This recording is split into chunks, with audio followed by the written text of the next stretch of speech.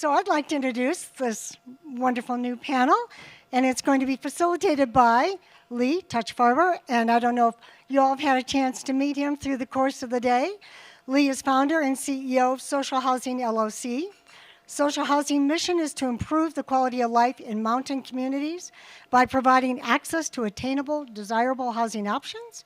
He is also CEO of Renew Senior Communities, a developer and operator, senior living communities, including our community for assisted living and memory care in Glenwood Springs. So again, remember on the table is that QR code that leads you to the wonderful resumes and photos of our panelists if you have questions. But take it over, Lee. Thank you so much, and welcome to our panel.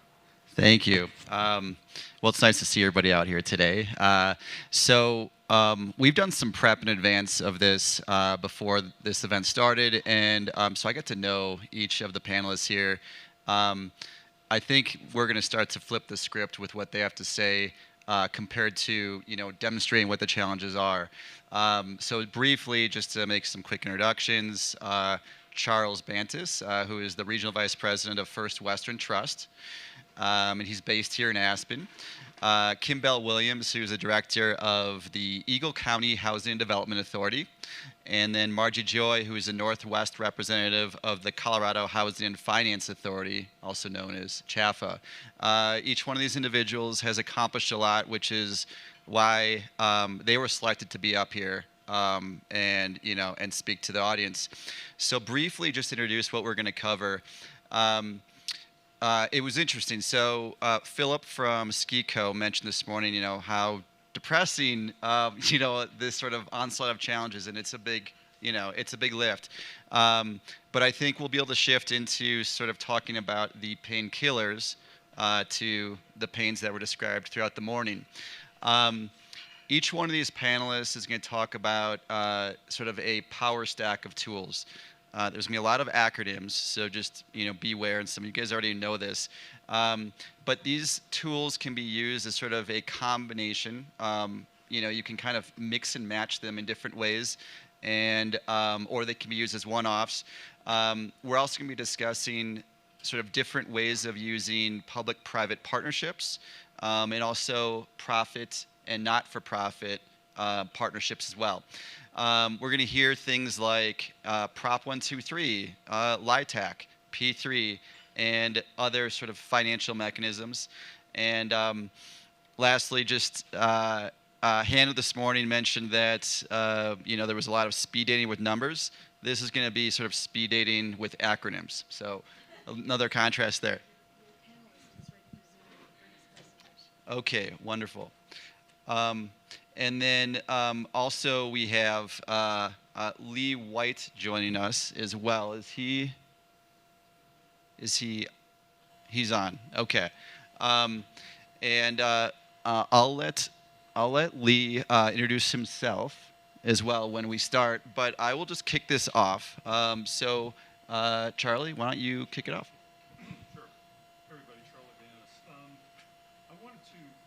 I got to kick off the acronyms here, but I also want to give everybody a real quick education on something. I've been commercial and corporate banking for 40 years, and there's something called the Community Reinvestment Act. And I don't know how many people have heard of that. It's been around since the mid-'70s, was greatly retooled in the mid-'90s. And just to make a very long story short, it is a requirement for every federally chartered bank, which is virtually all of them, to meet three tangible tests basically every year in their communities: the lending, investment, and service hours test. I'm not going to focus on the other two at the moment, but I'm going to talk about the lending side. We have tremendous incentive to support these kinds of projects with our capital and our loans.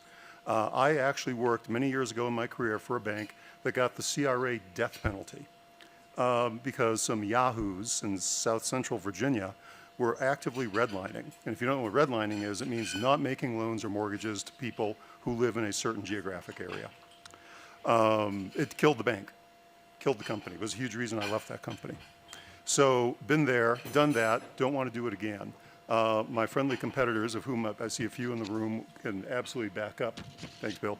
Can absolutely back that up. So the message I want you to understand from the commercial banking side of the world, we have a lot of good reasons legally, but even more and better reasons to do these loans and want to be involved because we live in these communities too. I've been here 23 years.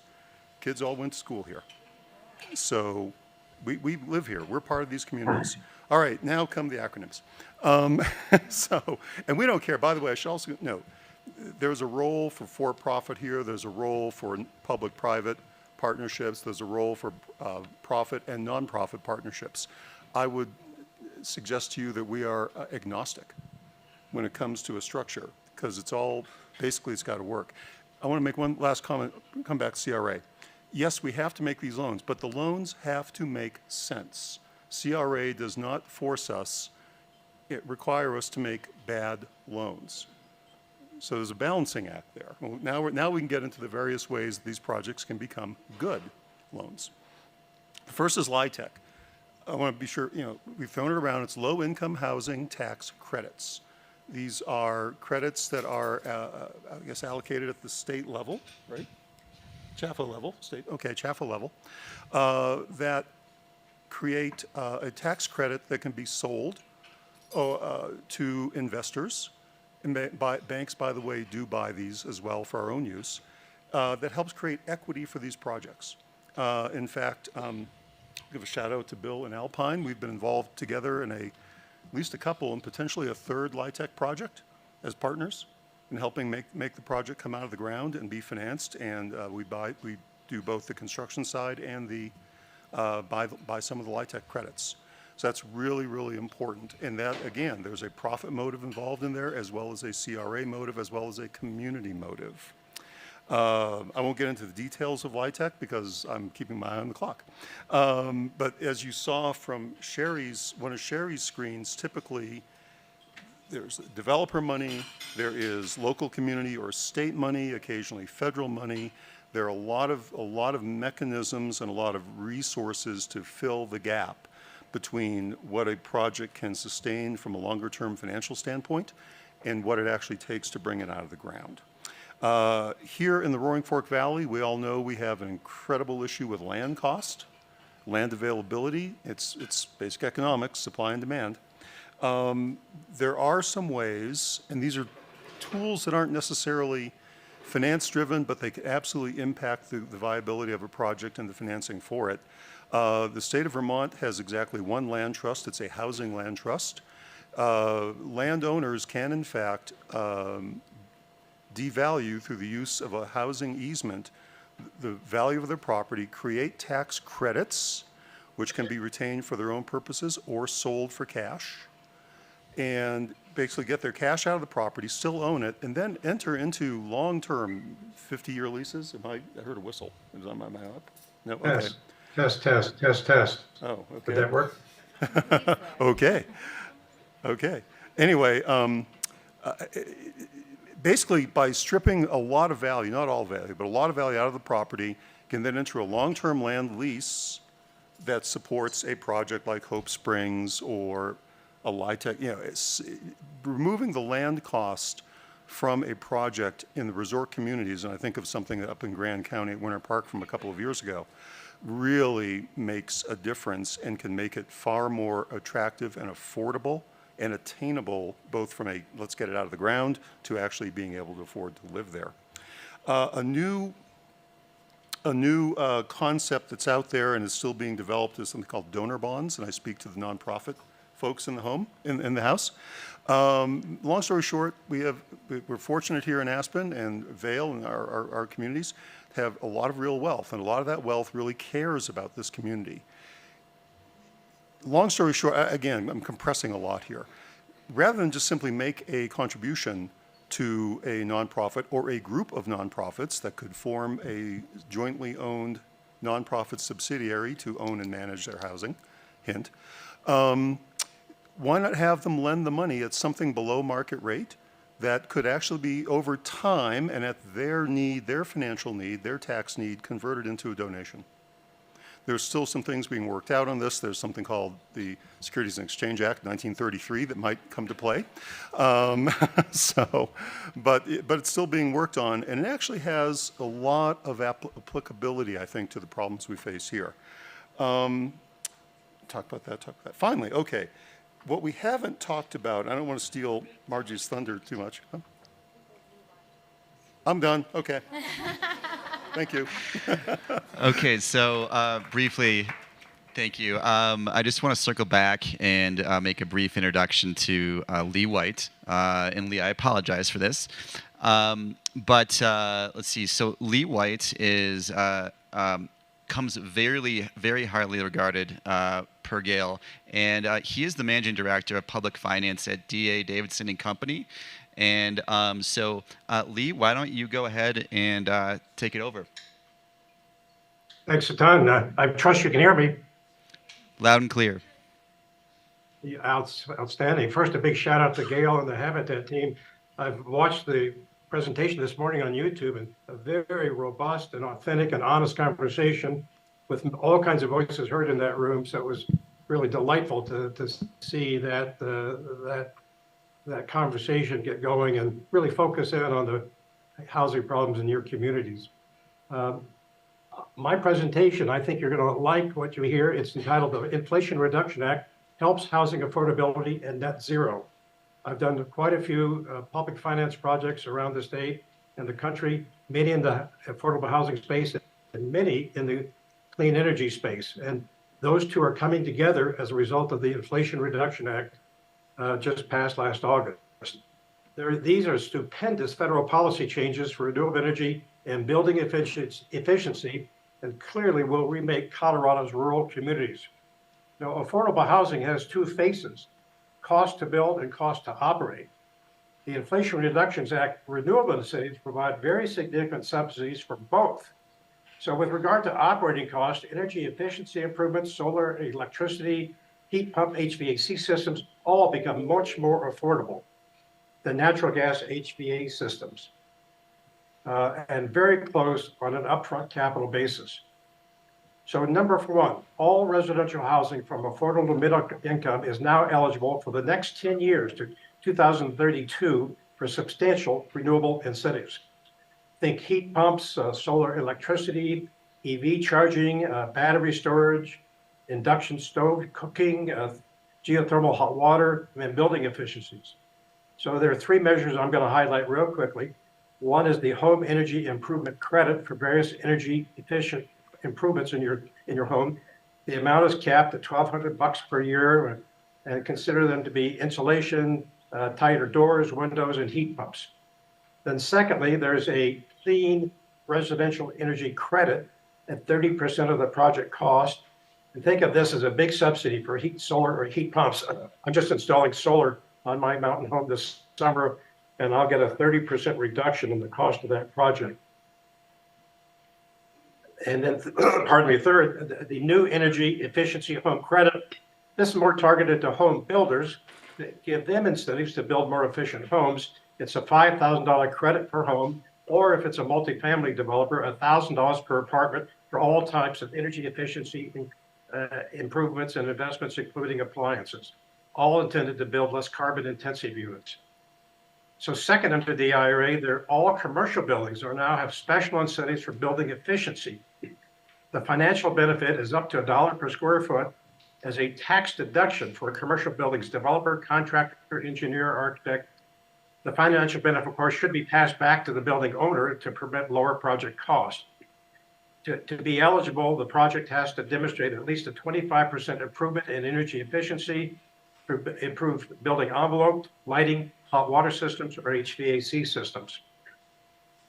Third, with the IRA, and this is quite significant, now local governments, not-for-profits, utility co-ops, Native American nations can access the same renewables incentives that private developers have enjoyed for years. The investment tax credit will now provide a subsidy for at least 30% of a renewable project so long as it meets prevailing wage and apprenticeship requirements. In addition, this incentive can be also claimed by local governments and not-for-profits. For example, a housing authority is what they call a direct pay tax incentive. It's paid to the project owner, a housing authority, for example, or a school district or a county, once the project owner places their renewable projects in service. So the U.S. Treasury will literally mail a check to that government sponsor when the project is operational. Quite stunning. As I said, the same benefit is also available for nonprofits. Think Habitat, of course, community housing organizations, not-for-profit colleges, local community hospitals, social services organizations, any legitimate 501c3 that's building something. And on top of the 30%, there's so-called bonus credits of 10% each for projects that are largely manufactured domestically in the U.S. The minimum is still 40%. And number two, located in what's called an energy community. That's a community that has had a coal mine or a power plant shut down or have high employment in the energy sector. And then finally, another 20% is available for solar or wind projects located in low-income communities. So it's 30 to 40, even up to 60% of our project costs can be subsidized by the federal government with these new tax credits. Significant availability of federal cash to write down the capital cost. Number four, more projects are available for eligible for incentives beyond the traditional wind farm or community solar garden. The Inflation Reduction Act provides incentives for all types of renewable projects. It's literally a technology agnostic incentive. And happily, our country is now supporting geothermal and heat pump systems, biomass systems, including forest thinning for renewable natural gas or hydrogen, EV charging and battery storage, carbon capture projects for municipal landfills, sewage treatment plants, carbon reduction by manufacturers such as those making steel or cement, green hydrogen, and including nuclear. Fifth, the renewable incentive in IRA can be stacked with traditional low-income tax credits. You just heard Charlie mention about LIHTC credits, assistance for housing. This is true for new housing, of course, and existing housing. LIHTC housing, if it's remodeled with renewable energy efficient parameters. By the way, a caveat: check with your tax lawyer before you do that, but it can be done. And six, Colorado Special District Law is very well suited to take advantage of the Inflation Reduction Act renewable incentives. And our dear friend, Gail Schwartz, sitting there in the front row, when in 2013 was Senator Schwartz, she passed a statute to create heating and cooling special districts. Such a district can use low-cost tax-exempt bonds to finance, for example, a large community-wide ground-loop geothermal system or a community solar system.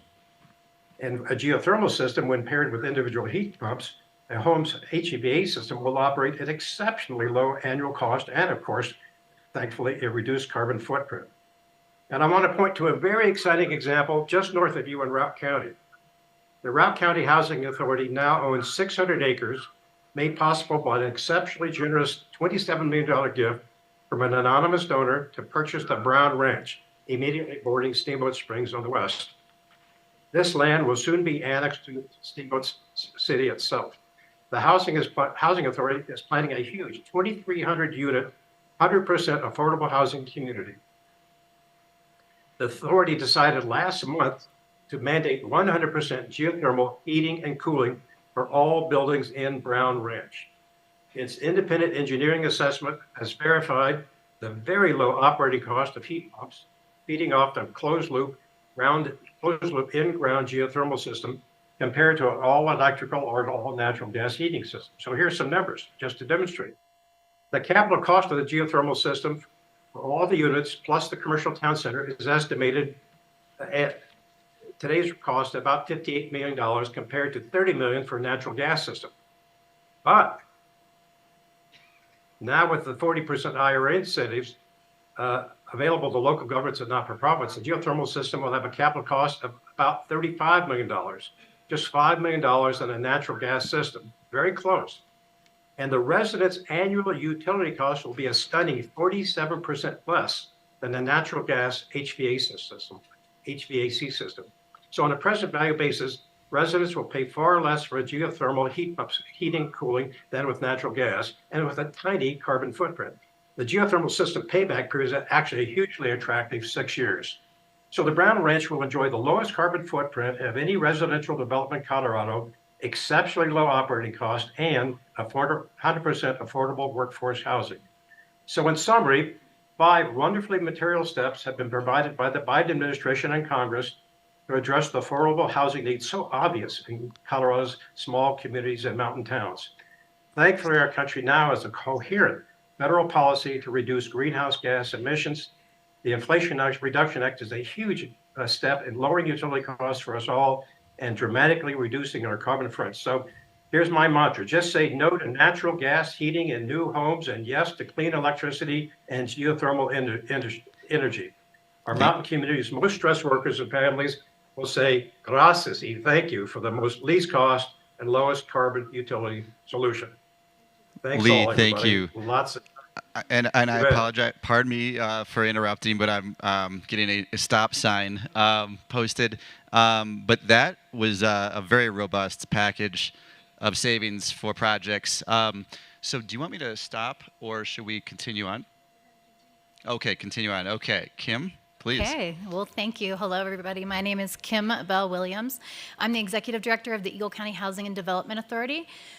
We have about 10 FTEs with our team. We own and operate rentals as well as managing the Valley Home Store. And I'm going to focus my 5 minutes, let's see if I can do it, on getting to some solutions. And these are very localized solutions. And I will often look over here to Kathy, who's thankfully taking a picture. Just wave to the crowd. She's our commissioner, and she's been leading a lot of these initiatives. So I will share those with you. So our housing needs assessment is approximately 6,000 units, just to kind of frame the problem, which everyone, thank you very much. You guys have done very well this morning. And what I like to tell people is that if you were to repeat your housing story today, could you do it? And my answer is no, I could not do it today with the prices, and put yourself in the shoes of folks who are coming here. And so the variety of solutions that the Valley Homes, or the Housing Authority has been working with, one that has been around since 2008, is called the Valley Home Store. And that is a not-for-profit real estate company that focuses on the resales of the deed-restricted properties. So we have about 1,200 deed-restricted properties in our inventory in Eagle County. And so that is a great solution that I would love the West Mountain Regional Housing Coalition to take on, because it really helps the process for home buyers and home sellers and the community to understand where those resources are. We provide many of those resources for free. And so I think it's a good suggestion for a solution.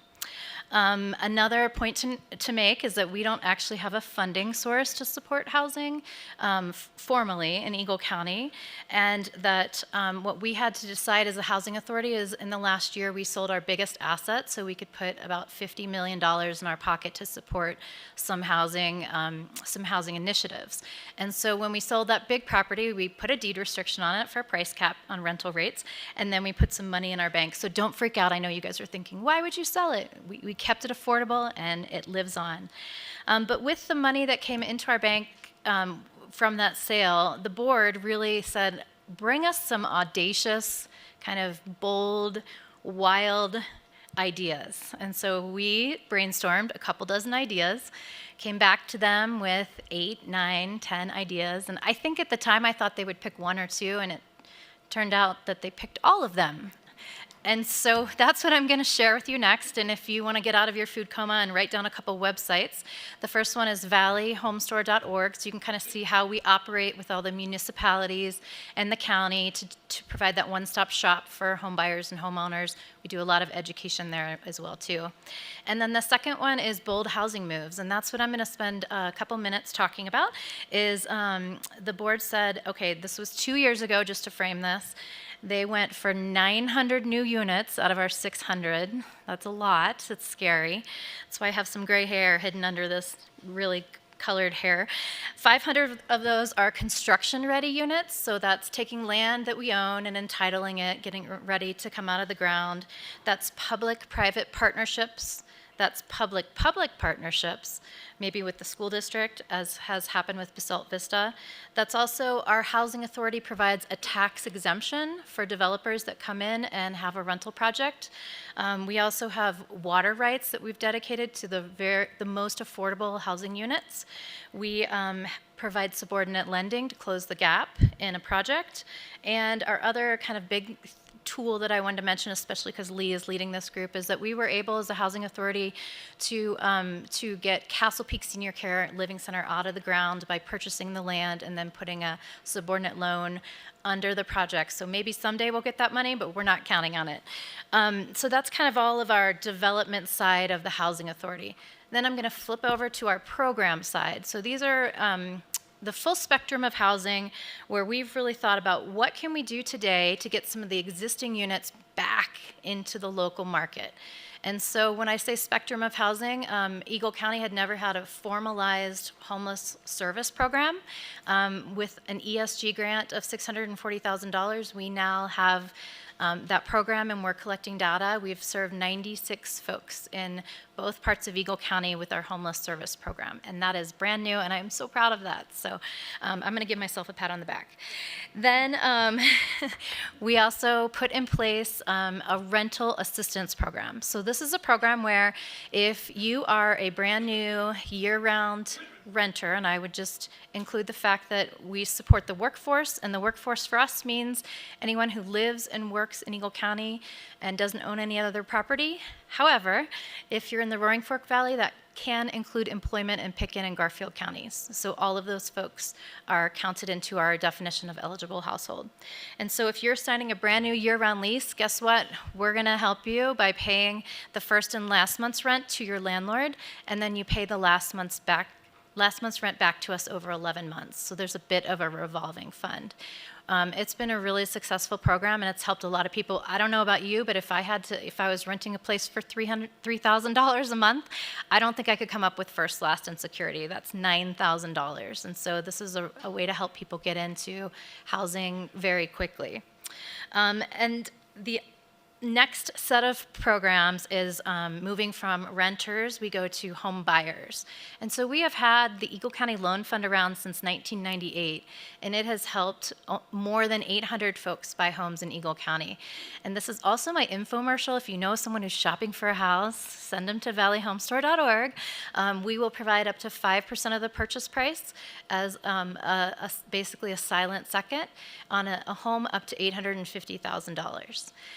Then the next program we paired on top of that is called our Eagle County Good Deeds program, where if you bring us an open market property, we will be happy to purchase a deed restriction on that house, either 5% for a resident occupied deed restriction or 15% for a price cap deed restriction. So 15 plus 5, 20%. It's crazy on an $850,000 house with just 2 of our programs. Write that down, tell your friends. Tell everyone you know. And then the last program we put in place for home buyers is something called Locals First. And this is a program where the housing authority can be a cash buyer, can show up in your transaction, purchase the house, deed restrict it, and then sell it to you back to the home buyer. So that program has been very successful. It takes a lot of work, but it was something we saw that was happening in the marketplace, a need that we wanted to support. The last couple programs I'm going to mention is for homeowners. So you already own a home, you made it here, congratulations, you're in the lucky few. But what we are doing to support more units is this Aid for ADU program, where if you have the ability to add an accessory dwelling unit to your property, we would provide you a loan up to $100,000. It's interest-free for 3 years, and then it's a 2% interest rate, and then you just have to rent that unit to a local at 100% of area median income. I'm dumping a lot on you. That's why I gave you the websites, boldhousingmoves.com. The next program we have is a long-term incentive program. That's to pull either vacant or short-term rentals out of being empty and being occupied. And so we have an incentive that would allow those units to come back into year-round leases. We can't offer ski passes, but we can offer you some cash. And so that program is in that as well. And then our last big program really is around employee housing. And so Eagle County government has 550 or so employees, and really we have to support that workforce as well. And so we're trying to find that full spectrum of housing needs and supporting employee housing. And so my mantra with these programs is that we are just leading with generosity. We are trying to help as many people as possible as quickly as we can. And that leads me to report that after 18 months with these programs rolling, we've helped over 200 people or 200 families. So I'm so proud of the quick work we've been able to do. And before I let you go back to Lee, I just want to tell you a couple of my magic wand. Was that going to be your next question, Lee? If I had a magic wand, then here's the two things I would do. Community land trust, and I think you've heard that before. Whoever owns the land is driving the bus. So why do we not have a community land trust that's purchasing land for affordable housing? The second thing is an affordable housing lending co-op. I know there's many of these around the country where they lower the barrier for home buyers. So a lot of our homeowners that we're working with through our diversity, equity, and inclusion efforts just don't have the same credit that you and I do. And so they have a great job. They can make a payment that you wouldn't believe, but they just don't have that credit build up. So what if we were to do those two things and we could get so many people into housing? And that's I went over, but thank you. Thank you. That's my summary. Thank you, Kim. Margie, go ahead. Information. Good afternoon. I'm so glad to be here. At CHAFA, we really believe that everyone should have stable housing and economic prosperity. For those of you who aren't familiar with CHAFA, or the Colorado Housing and Finance Authority, I would like to share with you that it was created by the Colorado General Assembly back in 1973. And while we serve the entire state, we're not a state agency, which means we don't receive state appropriations. We essentially are self-funded, not for profit, and we reinvest back into our communities. So just to share with you a little bit about where CHAFA invests. In 2022, we invested $2.4 billion in home ownership through loans and down payment assistance, et cetera. We invested $448 million in multifamily financing and $78 million in tax credit allocations. So we very much believe in the need for housing. We have a plethora, a wide portfolio of programs, and as you have seen here today, there's an opportunity for everybody to have a role in the solutions for housing. Granted, maybe those partnerships need to be strategic, and in some cases, maybe we take a shotgun approach and some of those silver buckshots resonate and make a difference, and in some cases, maybe it is a silver bullet. I want to just highlight a couple of programs that CHAFA has that we help roll out. Charles mentioned LIHTC, or the Housing Tax Credit Program. CHAFA is in charge of administering the allocations for both the federal and the state tax credit program. This actually can be a really useful tool. It serves those making 80% AMI or lower, but what it does is it helps incentivize private equity investment into a project. And then you can use that to leverage or unlock other access to capital to help that stack come into play for you. The other thing I'd like to share with you is our middle income access program. So if the tax credit programs are the 80% or below, what about what most people have been referring to as that workforce housing that's maybe making 80 to 100% or 120% of area median income and struggling to find housing. We talked about how high the cost is for rent. How are our teachers and all of those frontline, even our not-for-profit sector staff, how are they finding housing? So the Middle Income Access Program is a great tool to work with in that vein, addressing another level of income needs. It is a really good gap financing tool to add into your stack, and it can be utilized for construction, it can be utilized for acquisition and rehab. And I share these two programs because we've seen some success in them. In your region, there are several tax credit properties. Yay! Our work's not done. Also, we're seeing with that Middle Income Access Program some success. There have been properties built up in the Steamboat area, down in the Summit County area, and just down the way in your region.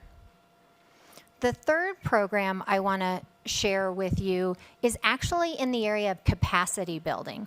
So as the community relationship manager in this area, the Western Slope, and I have the pleasure of serving 11 counties, which really is the best job at Chaffa, if you want to know the truth. I do live here on the Western Slope. It happens to be up in Meeker, another beautiful valley in our state. And I see the diversity going around. Everybody says it. We have a housing problem. We know there's a housing problem, but there is a nuance in each community, and the solutions that need to be applied are a little bit different. But what myself and my counterparts around the state continually hear is, from municipalities or almost any organization, is we're tapped out. We don't have the capacity. We're not developers, and all of a sudden, we're expected to be developers. So they're needing technical assistance. The other part of the equation we hear is, does everything have to be 100 units? Does it always have to be that big? Because we could do some infill projects if it didn't have to be 100 units. And so we put together our Small Housing Improvements Technical Assistant Grant. Magic word there, right? And that is to help those organizations that are needing assistance in the pre-development stage of their project, whether that is looking at concept and design, pro forma, maybe it's studies such as soil studies or traffic studies, so that you could get that project into a place where you could really start talking about what everybody wants to know first is, can we afford this? It's going to help you think through what might that pro forma and potential partners be at the table as you're going through that discussion. We offer that grant twice a year, and I'm really excited to say there's a few people in the room here that we've been working with, Roaring Fork Habitat for Humanity, Gail and her team, and also Manaus on some of their projects.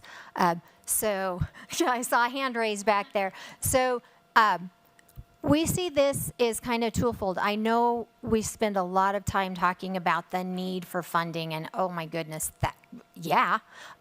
but we also recognize it's in the capacity side of it. These projects have to be put together, and how do we go through that with a thoughtful process? The last thing I would mention is our direct effect awards.